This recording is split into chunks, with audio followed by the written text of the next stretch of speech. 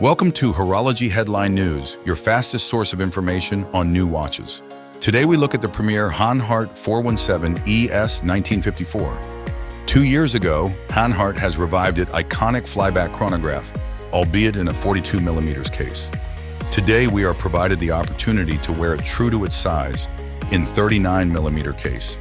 Back in 1954, it was considered oversized. Maybe that's why it got the attention of Steve McQueen. The Hanhart on his wrist became the part of the image of the king of cool of the 60s. Racing's important to men who do it well.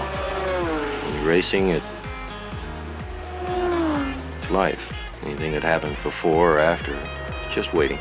But before it became associated with Steve McQueen, it was a chronograph used by German pilots of the new Luftwaffe, reborn under the NATO flag. For this reason, it was equipped with a flyback function. It can be restarted without stopping it, with a single press on the bottom pusher. We are told it is useful if you are flying fast and low in an F-104 starfighter decades before the GPS became a thing. But hey, at HHN, we are not that old to remember it. There have to be more contemporary use cases for a flyback chronograph, right?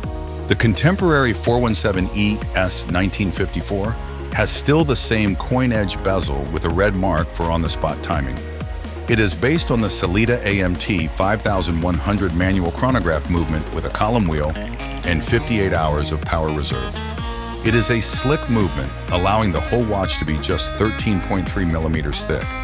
As with its bigger brother, you can choose between Panda and reverse Panda dials. The latter one has fully loomed chronograph subdials, which is a nod to the possibilities of today's technology.